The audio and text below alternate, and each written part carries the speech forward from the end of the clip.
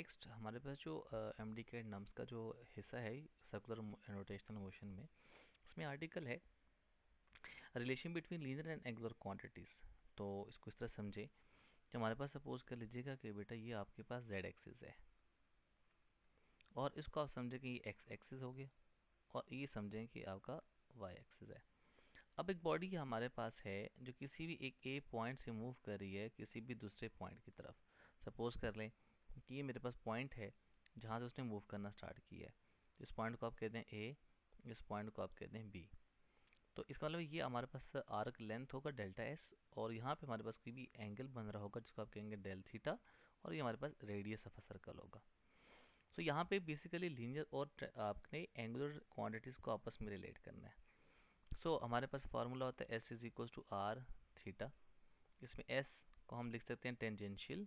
तो ये जो हमारे पास एस होता है इसको हम क्या क्या कहते हैं, this is called tangential displacement या फिर इसको हम कहते हैं लीनियर डिस्प्लेसमेंट। और यहाँ पे जो थीटा हमारे पास होता है इसको हम क्या कहते हैं, इसको कहा जाता है एंगुलर डिस्प्लेसमेंट कहा जाता है। ठीक, तो ये हमारे पास क्या हो गया है, एक लीनियर डिस्प्लेसमेंट आ गया और एक एंगुलर डिस्प्लेसमेंट हो गया और ये दोनों आपस में इस तरह से रिलेट हो गए। एक और फार्मूला हमारे पास होता है, ये पहला फार्मूला। दूसरा फार्मूला आपने याद रखना है, कुछ इस तरह से है कि v इज इक्वल्स टू होता है आर ओमेगा या फिर आप इसको ओमेगा आर लिख लें, यानी इसको vt हम लिख सकते हैं। अब इसमें जो vt है इसका मतलब क्या है कि ये हमारे पास कौन सी वेलोसिटी होती है, ये टेंजेंशियल वेलोसिटी होती है या फिर आप इसको इस तरह भी कह सकते हैं कि ये एक लीनियर वेलोसिटी होती है। ठीक, अच्छा, और दूसरा हमारे पास क्या है, वो आपका ओमेगा है। ओमेगा को हम कहते हैं कि यहाँ पे कि ये कौन सी वेलोसिटी है, इसको कहा जाता है कि ये एक एंगुलर वेलोसिटी है। ठीक, जब इसको आप आर के साथ देखेंगे तो लिखा होगा, तो ये आर बेसिकली इस टाइम पे क्या है, इसको हम कहते हैं this is the radius of a circle जिसमें हमारा कोई भी बॉडी मूव कर रही है।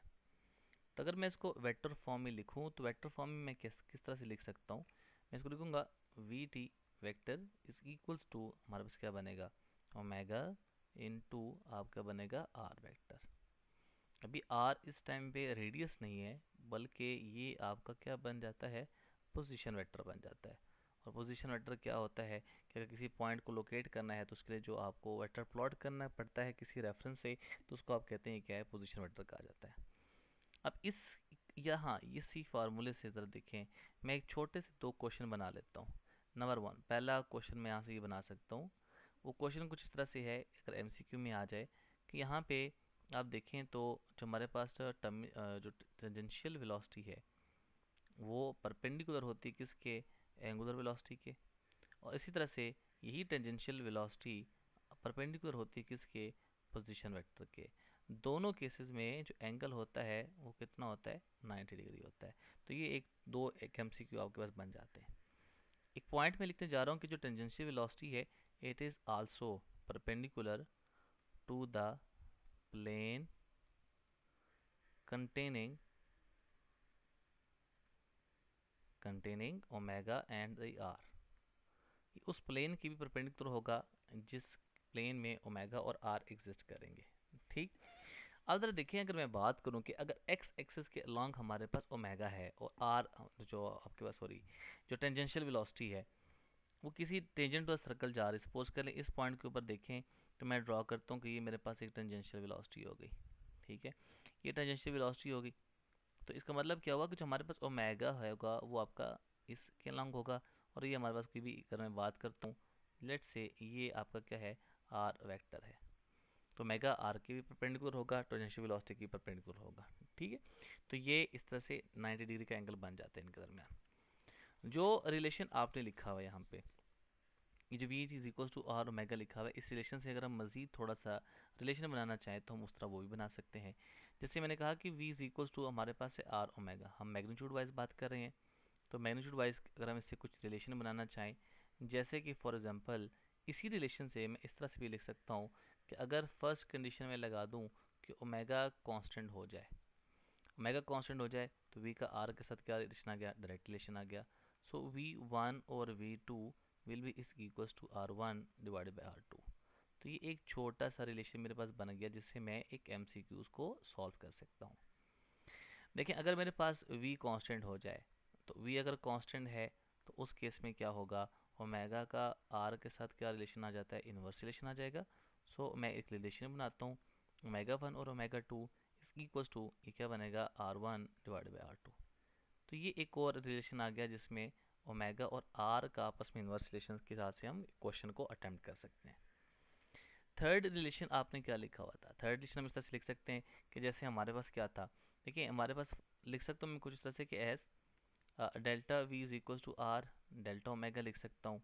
आप इसको डिवाइड कर दें डेल्टा टी से, तो अगर मैं इसका लगाऊं कि मैंने डेल्टा टी को अप्रोच किया ज़ीरो के ऊपर, और यहाँ भी मैं कहता हूँ कि लिमिट डेल्टा टी जो है वो अप्रोच कर रहा है ज़ीरो को, तो यहाँ पे क्या बनेगा, ए इज इक्वल्स टू आर और ये बनेगा एल्फा। अब इसमें जो हमारे पास ए लिखा हुआ है इसको मैं ए टी लिख सकता हूँ। ए टी मीन्स कि ये आपके पास क्या है, जैसे दी टेंजेंशियल एक्सलरेशन, और इसको आप कह सकते हैं कि ये बेसिकली क्या है, लीनियर एक्सलरेशन है। और अल्फा आपके पास यहाँ पे किसको इंडिकेट करता है, एंगुलर एक्सलरेशन को इंडिकेट किया जा रहा है। ठीक, फिर वही बात आ गई कि अगर मैं इसको वेक्टर फॉर्म में लिखूंगा तो मैं लिखूंगा, यहाँ से इंपॉर्टेंट बात लिखने जा रहा हूँ, ये नोट करने वाली बात बेटा है। देखिए ए टी जो होगा उसको अगर मैं वेक्टर फॉर्म में लिखूं तो मैं इसको लिखूंगा अल्फा क्रॉस इनटू आर। अब इसी से उसी तरह से दो हम एमसीक्यू बना सकते हैं। फर्स्ट एमसीक्यू आपका क्या बन सकता है यहाँ से, वो ये बन सकता है कि अगर मैं बात करूँ कि टेंजेंशियल एक्सलरेशन की, तो वो परपेंडिकुलर होगा किसके, अल्फा के, और यही टेंजेंशियल एक्सलरेशन परपेंडिकुलर होगा किसके, पोजीशन वेक्टर के। दोनों ही केसेस में theta will be is equals to 90 degree. और याद रखिए उसी तरह से कि ए टी जो होगा it will perpendicular to the plane containing alpha and the R. ठीक, तो ये आपके पास रिलेशंस के लिहाज से क्वेश्चन आ गए। देखिए एक चीज़ याद रखें, जब आप लीनियर की बात करते हैं और आप बात करते हैं एंगुलर की, तो अगर मैं लास्ट प्रीवियस स्लाइड में जाऊं तो इसमें देखें ओमेगा, अल्फा, थीटा, ये सारे के सारे परपेंडिकुलर होंगे किसके, लीनियर क्वांटिटीज़ के। तो ये इंपॉर्टेंट है। मैं एक एमसीक्यू लिखने जा रहा हूँ कि अगर मैं फाइंड आउट करूँ ओमेगा का डॉट प्रोडक्ट ले लूँ टर्मिनल वेलोसिटी के साथ, या फिर मैं एस टी का डॉट प्रोडक्ट लेता हूँ थीटा के साथ, या फिर मैं ए टी का डॉट प्रोडक्ट लेता हूँ अल्फा के साथ, तो सारे केसेस में इनका जो आंसर आएगा वो क्या बनेगा, ज़ीरो। क्यों, क्योंकि इन सब में एंगल बनता है 90 डिग्री, तो cos 90 बराबर होता है ज़ीरो के, तो इसलिए इसका आंसर क्या बन जाएगा, ज़ीरो बन जाएगा। तो ये एक एमसीक्यू आपसे इस तरह से पूछे जा सकते हैं। देखिए एक एमसीक्यू से हम ये बात मज़ीद क्लैरिफाई करते हैं।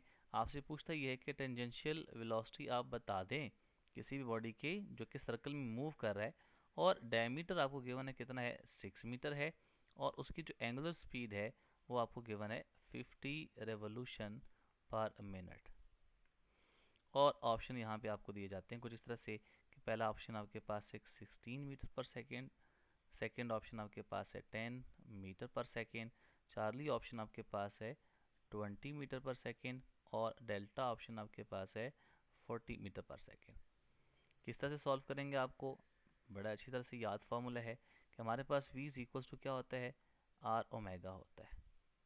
v is equals to R omega, चूँकि डायमीटर की फॉर्म में हमें क्वेश्चन गिवन है तो डायमीटर्स के लिहाज से इसको हम फॉर्मुलेशन कर लेते हैं। v is equals to R होता है d/2, और उसको हमने लिख लिया और साथ ओमेगा लिख लिया। अब इसमें वैल्यूज पुट कर दें, v is equals to diameter देखिए आपके पास कितना गिवन है, वो अगर गिवन है 6 डिवाइडेड बाई 2 आ गया। ओमेगा कितना गिवन है आपको, वो गिवन है 50 रेवोल्यूशन पर मिनट। तो v इज इक्वल्स टू यहाँ से तो बन जाएगा आपके पास कितना, ये बनेगा 6/2, चलिए लिख लें इसको। 50 रेवोल्यूशन है, आप इसको लिख सकते हैं 50 इंटू 2 पाई रेडियन डिवाइडेड में मैं इसको लिख सकता हूँ कितना, 60 सेकेंड, क्योंकि v हमारे पास इसकी यूनिट होती है मीटर पर सेकेंड। तो देखें एक 2 इस 2 से कैंसिल हो जाएगा, एक 0 इस 0 से कैंसिल हो जाएगा, और ये 6 इस 6 से कैंसिल हो जाएगा।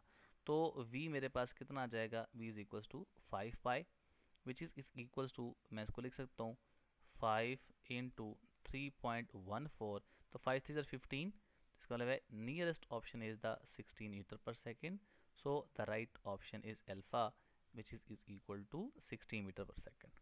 ठीक, अब इसी तरह से हम एक और एमसीक्यू यहीं पे प्लॉट कर लेते हैं, जगह हमारे पास अवेलेबल है, तो एक और एमसीक्यू मैं यहाँ पे प्लॉट करता हूँ।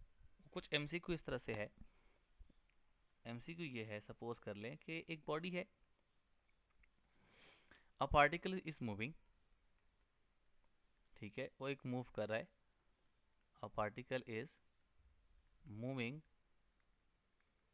अलोंग अ सर्कल,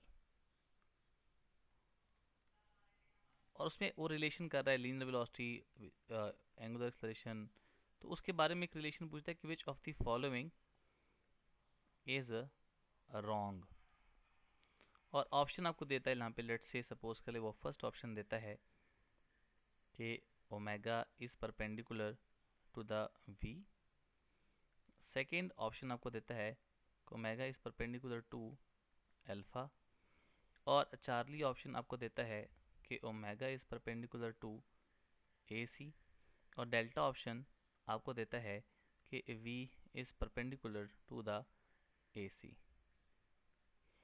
अब इसको इस तरह समझें कि सपोज कर लें कि मेरे पास एक बॉडी है जो कि सर्कल में मूव की जा रही थी, ठीक, जो सर्कल में मूव कर रही है बॉडी, उसको ज़रा देख लें कि किस तरह से बॉडी मूव कर रही है। सपोज कर लें कि वर्टिकल सर्कल में एक बॉडी मूव की जा रही है, हम लेट से कहते हैं कि ये मेरे पास एक वर्टिकल सर्कल आ गया। अब ये वर्टिकल सर्कल है, इससे आप ज़रा बात आपको अच्छी समझ आ जाएगी, ये हमारे पास सेंटर ऑफ अ सर्कल है। हमें देखें, जब हम बात करते हैं सेंट्रीपिटल एक्सेलरेशन की, तो सेंट्रीपिटल एक्सेलरेशन जो होता है वो towards centre of a circle होता है। आप इसको ज़रा किसी डायरेक्शन शो करेंगे तो ये सेंट्रीपिटल एक्सेलरेशन हो गया वेक्टर फॉर्म में। देखिए, इसी के बिल्कुल परपेंडिकुलर जो होता है वो आपका टेंजेंशियल वेलोसिटी होगी, let this is the tangential velocity, तो ये आपके पास क्या हो जाएगा, वी टी हो जाएगा।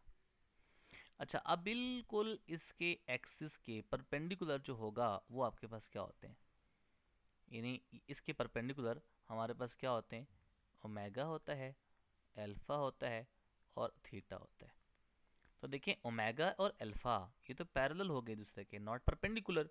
इट मीन्स कि मैं यहाँ पे लिख सकता हूँ कि ऑल द लीनियर क्वांटिटीज, जितने भी क्वांटिटीज होंगी लीनियर, वो हमेशा परपेंडिकुलर होती हैं किसकी, वो परपेंडिकुलर होती हैं एंगुलर क्वांटिटीज की, ठीक है। और तमाम के तमाम जितने भी एंगुलर क्वांटिटीज हैं, angular quantities are parallel to each other, ठीक, तो इसके पैरेलल होती हैं। तो यहाँ पे देखिए दो एंगुलर क्वांटिटीज रिलेट हो रही हैं, तो ये एक दूसरे के पैरेलल हो सकती हैं लेकिन परपेंडिकुलर नहीं हो सकती। तो यहाँ पे राइट ऑप्शन क्या बनेगा, वो बन जाएगा beta which is equals to omega is perpendicular to alpha, ठीक। ये आपके पास एक क्वेश्चन यहाँ से पूछा जा सकता है। इसी तरह से सपोज कर लें आपसे पूछा जाता है, क्वेश्चन एक हम और कर लेते हैं, फिर हम नेक्स्ट मूव करते हैं आर्टिकल की तरफ। नेक्स्ट क्वेश्चन आपसे पूछा जा सकता है, वो क्वेश्चन ही है कि सपोज करें कि एमसीक्यू आ गया, आपसे कहते हैं कि व्हेन अ व्हील ऑफ, आप इस तरह कर लें या आप इसको इस तरह से लिखें, विच of the following point have greater tangential velocity, ठीक है। और आपसे सपोज कर लें कि डायग्रामेटिकली पूछ रहा है कोई क्वेश्चन, तो आप इसको डायग्रामेटिकली प्लॉट कर दें कि ये मेरे पास कुछ पॉइंट्स वो इज्यूम किए जा रहे हैं। सपोज कर लें कि this is the pivot point, इसको आप कह दीजिएगा कि पिवट पॉइंट है, और वो पॉइंट्स आपको मेंशन करता है, वो कहता है कि एक पॉइंट आपके पास ये ए है, सेकेंड पॉइंट आपके पास सपोज कर लें वो बी है, और थर्ड पॉइंट आपके पास ये सी है, ठीक। तो कहते हैं किस वाले पॉइंट के ऊपर आपका जो VT होगा वो मैक्सिमम होगा। नंबर 1 फर्स्ट ऑप्शन आपसे कहता है कि which of the following is correct कर लें, या आप कहना कि VA के ऊपर, VB हो गया, VC हो गया, और डेल्टा ऑप्शन आपके पास क्या है, नन। तो बड़ा सिंपल हो गया। देखिए आप किसको सोल्यूशन फॉर्म में किस तरह से लिखेंगे।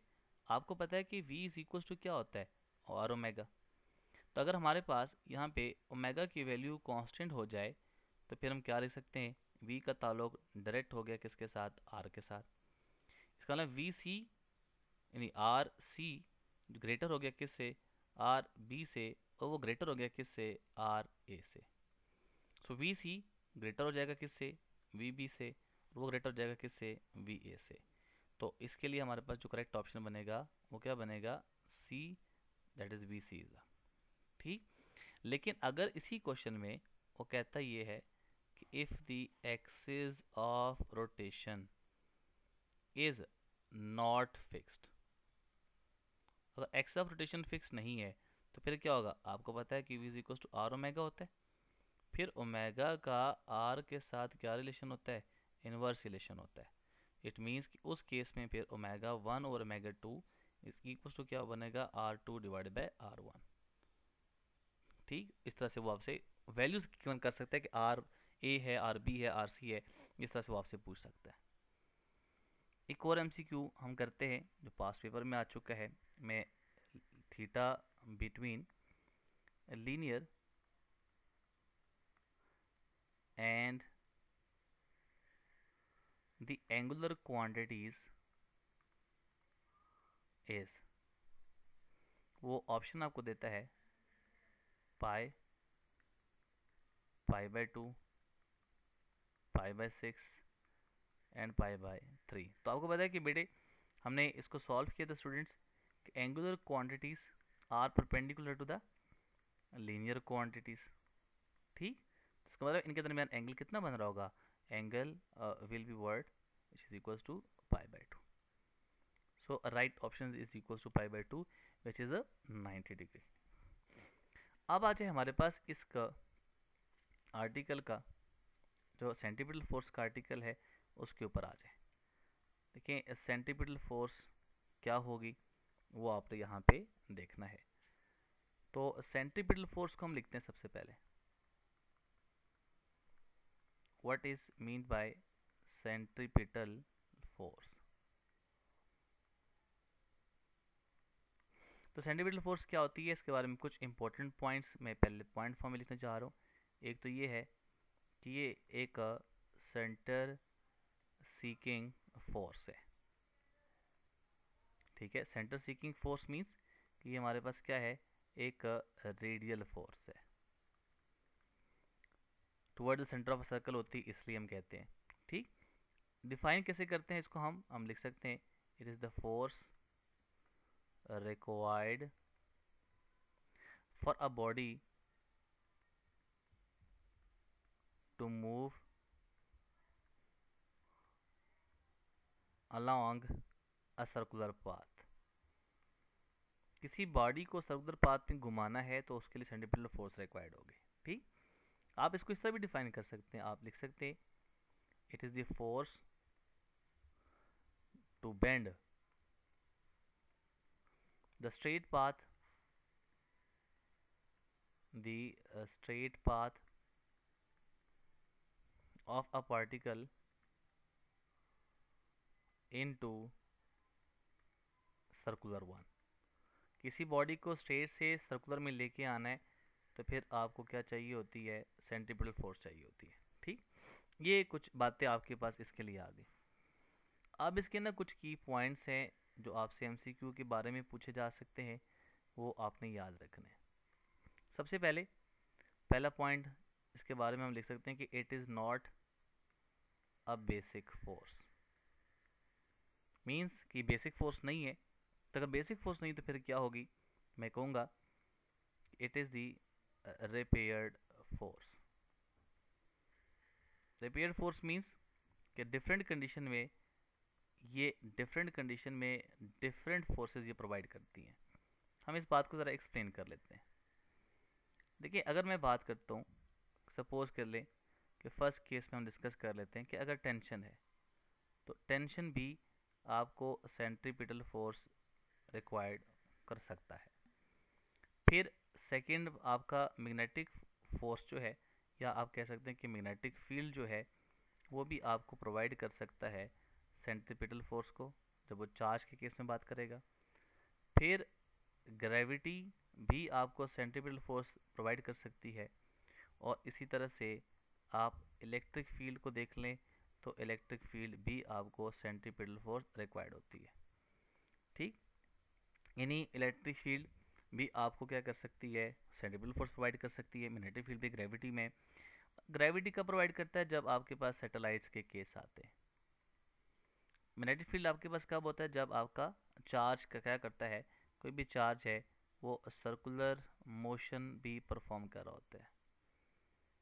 और टेंशन कहाँ होती है, जब हॉरिजेंटल सर्कुलर मोशन हो और आपके पास वर्टिकल सर्कुलर मोशन हो, उस केस में टेंशन आपको प्रोवाइड कर रहा होता है क्या चीज़, सेंट्रीपिटल फोर्स। ठीक, इसी तरह से इसके बारे में मज़ीद कुछ इंपॉर्टेंट पॉइंट्स हैं सेंट्रीपिटल फोर्स के लिहाज से, वो हम यहाँ पे लिख देते हैं।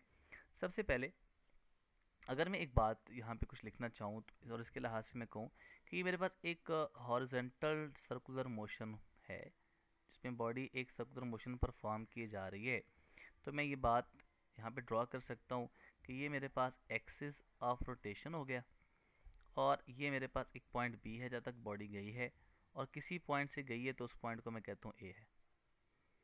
ये पॉइंट मेरे पास हो गया ए, ये पॉइंट मेरे पास है बी, और उसको आप कह दें एक्सिस ऑफ रोटेशन। ठीक, अब देखिए centripetal acceleration is towards the centre of a circle, इस तरह सेंट्रीपिटल फोर्स जो होगा वो भी towards the centre of a circle होगा। ठीक है, लेकिन जो मेरे पास आर होगा जो कि पोजीशन वेक्टर होगा, वो मैं लिखता हूँ कि वो आपका away from the centre of a circle होगा। और इसी पॉइंट के ऊपर अगर मैं इसकी टेंजेंशियल वेलोसिटी की बात करूँ या फिर टेंजेंशियल डिस्टेंस की बात करूँ, तो एस टी वी और जो वी टी होगा वो परपेंडिकुलर होगा किसके, पोजीशन वेक्टर के, सेंट्रीपिटल फोर्स के एंड सेंट्रीपिटल एक्सेलरेशन के। तो ये पॉइंट आपके पास मैं लिखने जा रहा हूँ जो एमसीक्यू में पूछे जाते हैं। सबसे पहले बात, आर आपके पास क्या होगा, इसको हम कहते हैं रेडियल वेक्टर। अच्छा, उसको फिर आर, अगर डॉट आर का मैं लूँगा तो उसका आंसर क्या बनेगा, देखिए आर और डॉट आर, इट मीन्स कि cos zero which is equal to one, तो आर स्केयर बन जाएगा। इसी तरह से नेक्स्ट पॉइंट आप यहाँ पे लिख सकते हैं कि हमारे पास सेंट्रीपिटल फोर्स और जो हमारे पास आर होता है, इन दोनों की डायरेक्शन आपस में क्या होती है, ऑपोजिट डायरेक्शन होती है, आर इन ऑपोजिट डायरेक्शन। तो अगर ये दोनों एक दूसरे के ऑपोजिट डायरेक्शन में है तो आपको पता है कि थीटा यहाँ पे कितना होगा, 180 डिग्री हो जाएगा।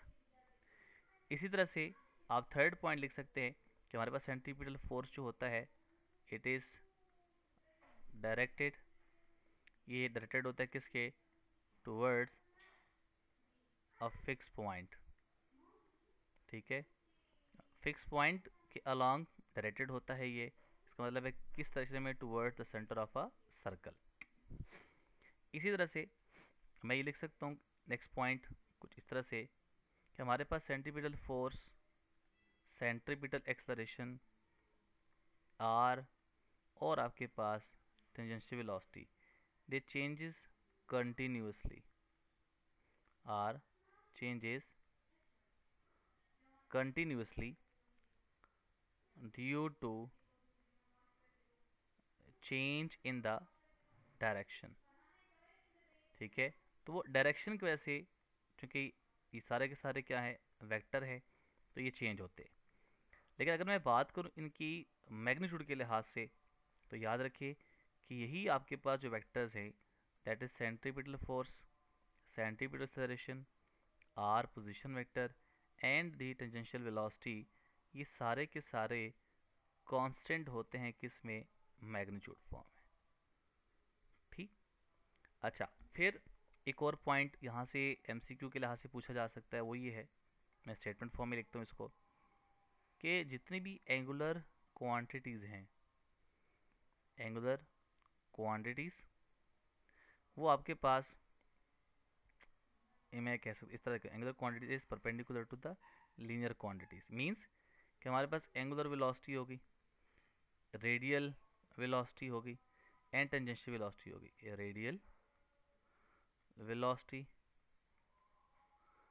And tangential velocity are perpendicular to the each other. ये आपने पहले भी बात पढ़ी हुई है, यहाँ पे इसको दोबारा मैं रिकॉल करवा रहा हूँ, इसको ज़रा याद रखिएगा। इसी तरह से आप नेक्स्ट पॉइंट लिख सकते हैं यहाँ पे कुछ इस तरह से कि देखिए ड्यूरिंग सर्कुलर मोशन आपके पास जो स्पीड होती है और जो काइनेटिक एनर्जी होती है वो थ्रू आउट सेम रहती है। ठीक, यानी मैग्नीट्यूड में क्या रहती है वो सेम। सेंट्रीपिटल फोर्स ना काइनेटिक एनर्जी को बढ़ा सकता है ना कम कर सकता है, ना स्पीड बढ़ा सकता है ना कम कर सकता है। इस तरह से वेलोसिटी, मोमेंटम और जो एक्सेलरेशन है नॉट रिमेन सेम। क्यों रिमेन सेम नहीं होते इस बात को देखिए, ड्यू टू चूँकि ये वेक्टर क्वांटिटीज़ है तो इनकी जो डायरेक्शन है वो हर पॉइंट के ऊपर चेंज होती है, so their direction is changes. ठीक, तो ये सारे पॉइंट्स आपने याद रखने for MCQ point of view से जो आपसे पूछे जा सकते हैं। फर्दर मूव करते हैं, अगर हमसे छोटा सा एक एमसीक्यू पूछ लिया जाए, वो आपसे पूछता है कि बताएं वर्डन पास पेपर में काफ़ी दफ़ा रिपीट हो चुका है बाय सेंट्रीपिटल फोर्स एस, और ऑप्शन आपको देता है यहाँ पे F C D by two, F C D, Charlie option आपके पास है 0 and delta option is none of this. तो राइट ऑप्शन आपके पास क्या है, 0 है। क्यों? क्योंकि एक बॉडी आपके पास सर्कुलर मोशन परफॉर्म की जा रही है, तो आपको पता है कि सेंट्रीपिटल फोर्स तो toward the centre of a circle होगा, और टेंजेंशियल डिस्प्लेसमेंट क्या होगा, इसके परपेंडिकुलर होता है। ये लीनियर डिस्प्लेसमेंट की बात कर रहे हैं। तो आपको पता है कि जब हम work is equals to F C dot D put करेंगे तो क्या बन जाएगा, F C D cos of 90 degree, तो कॉज 90 होता है 0, so work done by the centripetal force की वैल्यू क्या बन जाएगी, 0। सो इसलिए राइट ऑप्शन आपके पास क्या बनेगा, 0। अब आ जाए कुछ इसके रिलेशंस के बारे में। अगर मैं यहाँ पे कुछ रिलेशन लिख लूँ सेंट्रीपिटल फोर्स के और सेंट्रीपिटल के वेक्टर फॉर्म, लीनियर फॉर्म, इस तरह से मैं लिख सकता हूँ। देखिए फार्मूला हमारे पास होता है F C is equals to M A C. तो अगर मैं ए सी की वैल्यू पुट करूँ तो क्या बनेगा, V square divide by R. अगर हमारे पास यहाँ पे v कांस्टेंट हो जाए तो मैं लिखूँगा कि एफ सी का r के साथ क्या रिलेशन हो गया, इनवर्स रिलेशन हो गया। और अगर मैं आपसे पूछता हूँ कि बताएं कि एफ सी का r के साथ चूँकि इनवर्स रिलेशन है तो इनका अगर ग्राफ को प्लॉट किया जाए तो किस तरह का बन सकता है, centripetal force along Y axis और r हमारे पास अलोंग एक्स एक्सिस हो जाएगा, तो हमारे पास ग्राफ एक्सपोनेंशियल डिके फॉर्म की तरफ आएगा। लेकिन इसी को अगर मैं इस तरह से पूछूं आपसे कि बताएं कि ये मेरे पास centripetal force along Y axis हो गया और आर हमारे पास है, लेकिन इस टाइम पे आर के साथ नहीं मैं ड्रॉ करता हूँ 1 डिवाइड बाई आर, तो इनका आपस में डायरेक्ट रिलेशन हो गया, तो ग्राफ क्या बनेगा, स्ट्रेट लाइन बन जाएगा। तो ये फर्स्ट आप किस तरह से यहाँ पे ग्राफ के लिहाज से पूछा जा सकता है। अब आज हमारे पास फार्मूला था F C is equals to M V square divided by R. यहाँ पे अगर मैं यहाँ पे v is equals to R omega put कर दूँ तो क्या बनेगा, m into R square omega square divided by R. एक पावर से कैंसिल हो जाएगी, तो F C is equals to क्या बनेगा, एम आर ओमेगा स्केयर।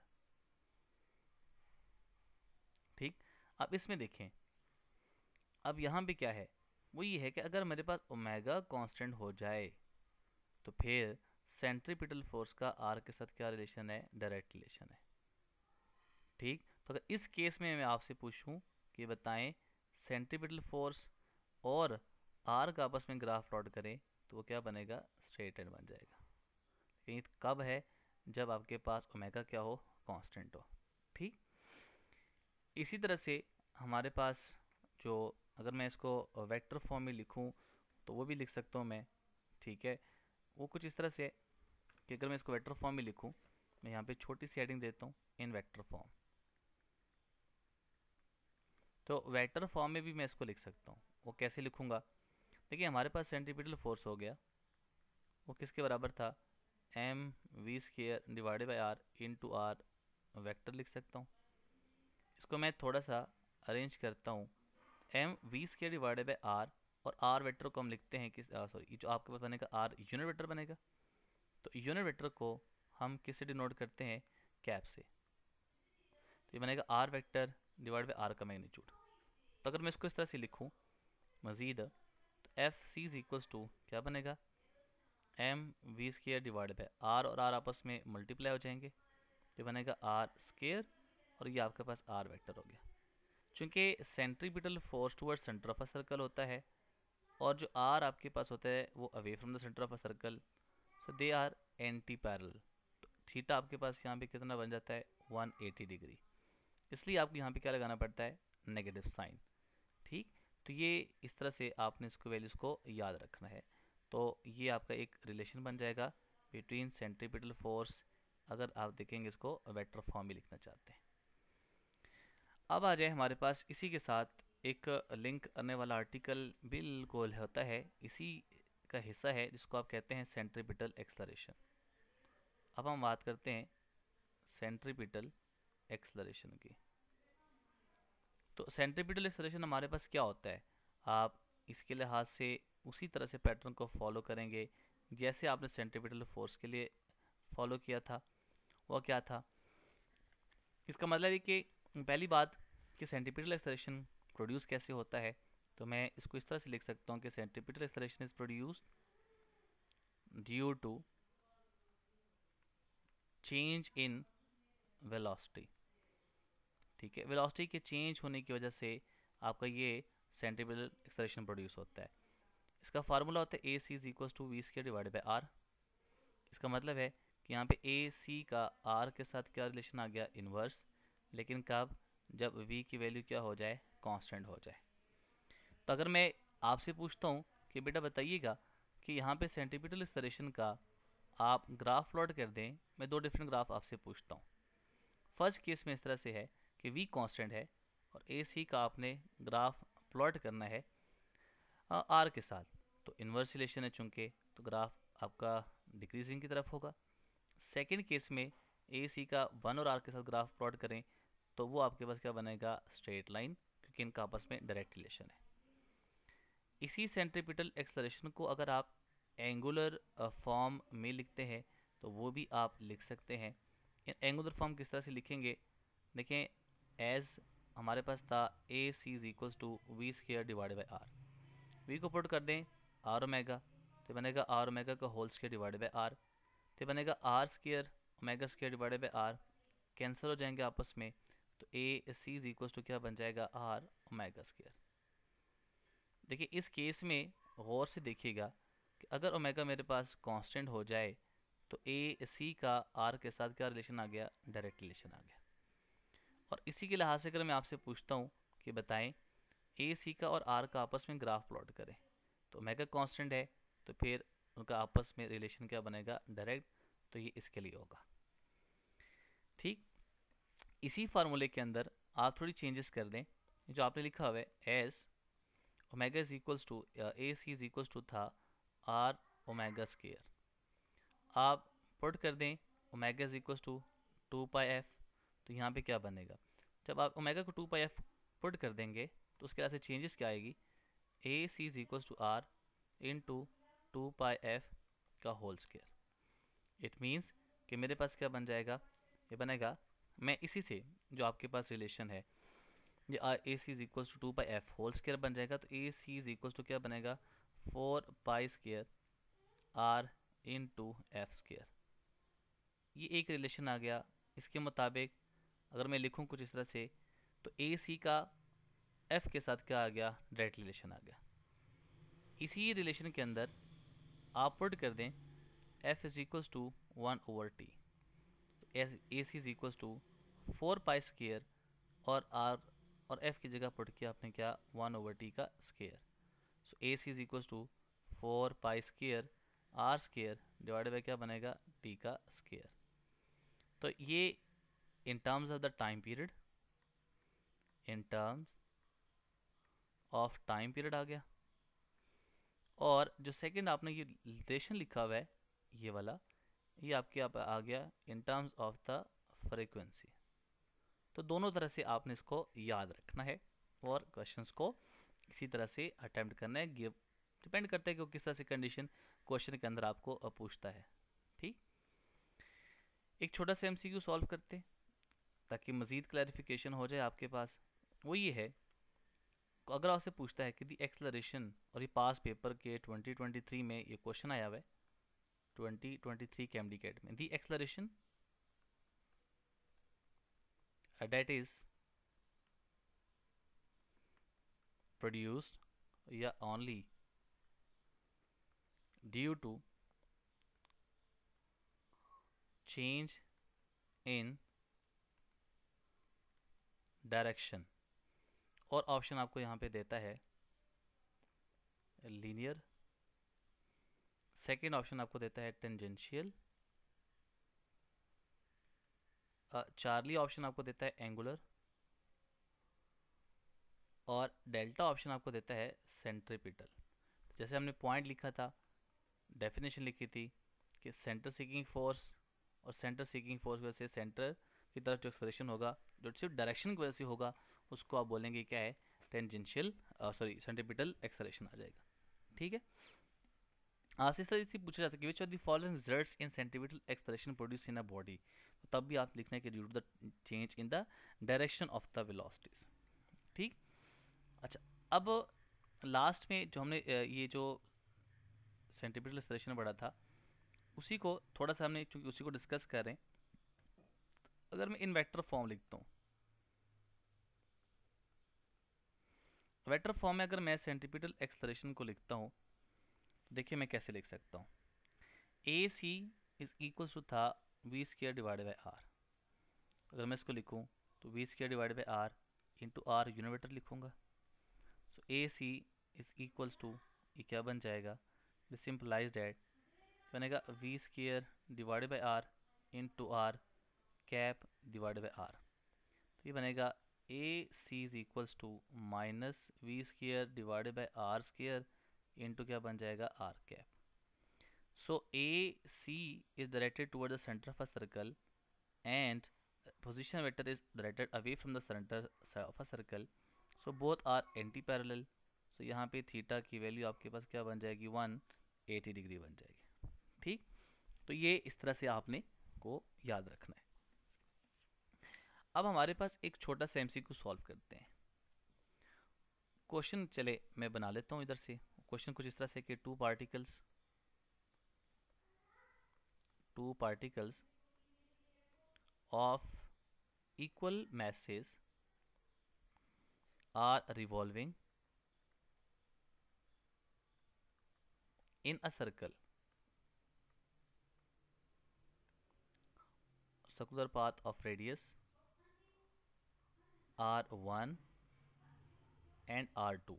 ठीक, देन वो कहता ही है, आपसे पूछता है ratio of their centripetal force will be.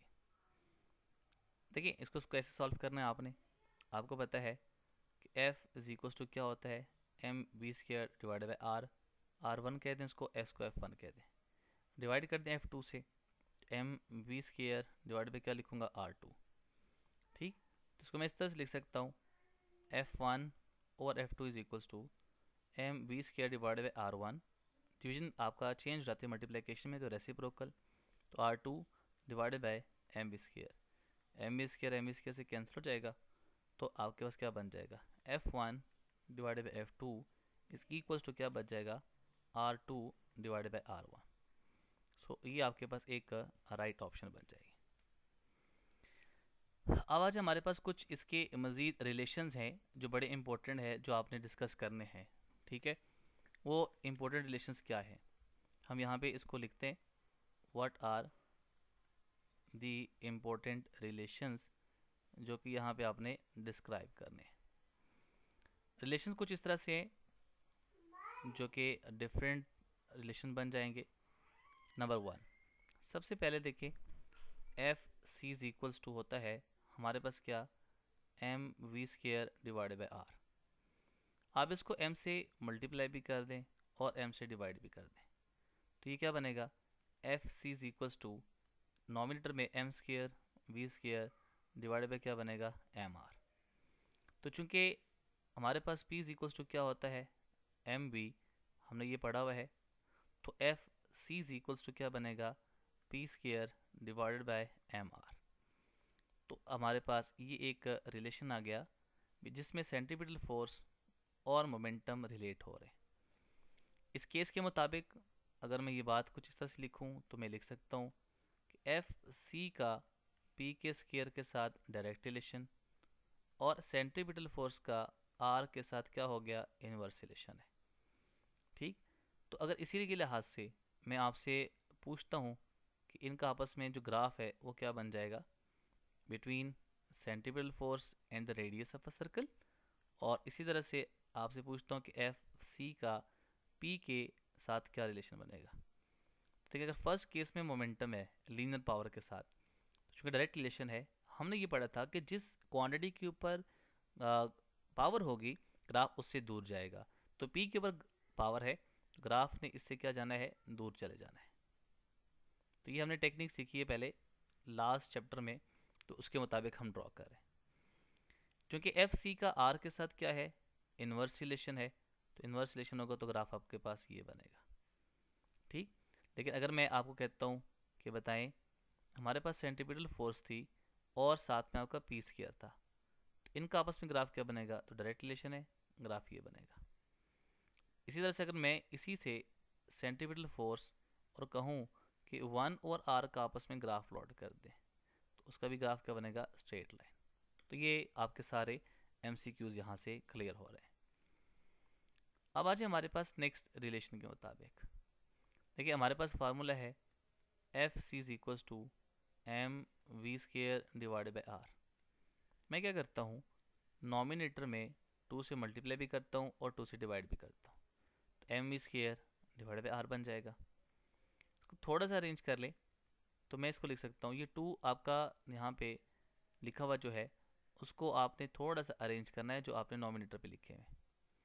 देखिए मैं इसको इस तरह से लिख सकता हूँ कि 2 आप नॉमिनेटर में और 1/2 एम स्क्वायर को साथ लिख लें, डिवाइड बाय क्या बनेगा, आर। तो चूंकि काइनेटिक एनर्जी का फार्मूला क्या होता है, वो होता है 1/2 एम वी स्क्वायर। सो यहाँ से मैं लिख सकता हूँ कि F C is equal to 2 kinetic energy divided by क्या बनेगा, आर। तो ये हमारे पास एक और रिलेशन आ गया जिसमें सेंट्रीपिटल फोर्स और काइनेटिक एनर्जी आपस में रिलेट हो रहे हैं। इसी रिलेशन से आप इस तरह से लिख सकते हैं कि सेंट्रीपिटल फोर्स और काइनेटिक एनर्जी का आपस में डायरेक्ट रिलेशन जब आर की वैल्यू क्या हो, कांस्टेंट। इस तरह से सेंट्रीपिटल फोर्स का आर के साथ क्या रिलेशन है, इनवर्स, जब आपने काइनेटिक एनर्जी को क्या ट्रीट किया, कांस्टेंट। तो डायरेक्ट रिलेशन है सेंट्रीपिटल फोर्स का काइनेटिक एनर्जी के साथ, तो आप ग्राफ प्लॉट करें तो वो क्या बनेगा, स्ट्रेट लाइन, अगर आप वाई एक्सिस पे एफ सी और काइनेटिक एनर्जी लेते हैं। और same as the case here, आप इसका ग्राफ प्लॉट करेंगे तो ये तो अब आपको आना चाहिए कि ये ग्राफ क्या बनेगा, एक्सपोनेंशियल फॉर्म में आएगा। ठीक, थर्ड रिलेशन आप देखें, मैं यहाँ से थोड़ा सा डायरेक्ट करूँगा, F C is equals to हमारे पास होता है M R square omega square divided by R. अब इससे आप 2 रिलेशन बना सकते हैं, एक आपका बनेगा, मैं इसको पहले लिख लूँ, एम आर ओमेगा स्केयर बन जाएगा। ठीक है, अब एक तो हमारे पास ये ग्राफ बन गया, एक रिलेशन हमारे पास ये बन जाएगा। इसी रिलेशन से आप इसके मज़ीद 2 रिलेशन ड्रॉ कर सकते हैं। एक ये है, जब आप ओमेगा को 2 पाई एफ पुट करेंगे, यानी ओमेगा को 2 पाई एफ पुट कर दें, तो क्या बनेगा, F C is equals to, ये क्या बन जाएगा, 4 पाई स्केयर एफ स्केयर। लेकिन जब आप ओमेगा को 2 pi divided by T put करेंगे तो उस केस में आपके पास क्या बनेगा, F C is equals to 4 pi square, 4 pi square, मैं इसको यहाँ पे लिखता हूँ, ये क्या बनेगा, F C is equals to, मैं इस रिलेशन को इस तरह से लिख सकता हूँ, F C is equals to बनेगा 4 pi square M R divided by T square. तो ये in terms of the time period और ये इन टर्म्स ऑफ द क्या आ गया, फ्रीक्वेंसी आ जाएगा। तो ये इंपॉर्टेंट रिलेशंस हैं जो आपसे डिफरेंट क्वेश्चंस के लिहाज से ग्राफ का, रेशो का या कुछ कंडीशंस गिवन हो इस पे, तो आप इस तरह के क्वेश्चन को सॉल्व कर सकते हैं। ठीक, इसी रिलेशन से हम एक क्वेश्चन करते हैं। फॉर एग्जांपल क्वेश्चन आ गया वो कुछ इस तरह से है कि the momentum of the body, momentum of the body is circular path is 5 Newton second है। ठीक है, और कहता है कि आपको जो मास गिवन है वो कहता है 5 kg है, और रेडियस आपको कहता है कि 1 मीटर है। आपसे पूछता ये है कि सेंट्रीपिटल फोर्स की वैल्यू कैलकुलेट कर लें। सोल्यूशन आप डायरेक्ट लिख सकते हैं। यहाँ पे आपको पता है कि F C is equals to होता है P square divided by M R. तो 5 का स्केयर डिवाइडेड बाय 5 इंटू 1 तो बनेगा 25 divided by 5 which is equals to word F C is equals to बन जाएगा 5 न्यूटन। तो ये एक छोटा सा क्वेश्चन आपकी इस रिलेशन से, इस तरह से बहुत सारे क्वेश्चन आपसे पूछे जा सकते हैं। ठीक, हमारे पास इससे लिंक करने वाला आर्टिकल होता है जिसको आप कहते हैं सेंट्रीफ्यूगल फोर्स। तो सेंट्रीफ्यूगल फोर्स आपके पास क्या होती है, मैं पहले यहाँ पे कुछ पॉइंट्स जो आपसे शेयर करना चाहूँगा। पहली बात ये कि ये एक रिएक्शन फोर्स है किसका, सेंट्रीपिटल फोर्स का। सेकंड बात आप यहाँ पे लिख सकते हैं कुछ इस तरह से कि it is directed away from the centre of a circle. फिर एक्शन और रिएक्शन अगर है तो एक दूसरे को कैंसिल आउट नहीं कर सकते, नेवर कैंसल ईच अदर। ठीक, फिर मैं इसके साथ नेक्स्ट पॉइंट लिख सकता हूँ कि जो हमारे पास सेंट्रीपिटल फोर्स है, it centripetal force and the centrifugal force the acts on two different bodies, तभी तो वो एक दूसरे को कैंसिल आउट नहीं कर सकते। फिर both are equals in magnitude but they are opposite directions. ठीक, बट ऑपोजिट डायरेक्शन। ठीक, अच्छा, अगर मैं इसको मैथमेटिकल फॉर्म में लिखना चाहूँ तो मैं लिख सकता हूँ कि सेंट्रीफ्यूगल फोर्स का मैग्नीट्यूड सेंट्रीपिटल फोर्स के बराबर होता है। फिर क्या बनेगा, M V square divide by R. इस तरह से अगर मैं इसके एंगुलर फॉर्म लिखना चाहूँ तो क्या बनेगा, एम आर ओमेगा स्केयर। ये हमारे पास सेंट्रीफ्यूगल फोर्स के आगे। ठीक, तो अगर मैं इसको इस तरह से लिखूँ कि एम, हम लिख सकते हैं आर ओमेगा इंटू ओमेगा। तो अब इसको थोड़ा सा अरेंज करें तो मैं लिख सकता हूँ centrifugal force is equals to M as it is लिख लें, आर ओमेगा की जगह लिखें वी, और ओमेगा एज इट इज़। तो ये मेरे पास एक और छोटा सा रिलेशन बन जाएगा इसमें एम वी और ओमेगा आपस में रिलेट हो रहे हैं। लेकिन सेंट्रीपिटल फोर्स और सेंट्रीफ्यूगल फोर्स एक दूसरे के ऑपोजिट डायरेक्शन में होते हैं, तो यहाँ पे नेगेटिव साइन लगा लें। इट मीन्स कि मैं लिख सकूँ तो यहाँ कुछ इस तरह से कि सेंट्रीफ्यूगल फोर्स की जो वैल्यू होगी वो होगी M R omega square into R vector. चूँकि इन दोनों की डायरेक्शन सेम होती है तो ये एंगल इनके दरमियान क्या बनेगा, फिर 0 डिग्री बन जाएगा। So this is all about centripetal force and the linear quantities and angular quantities relations.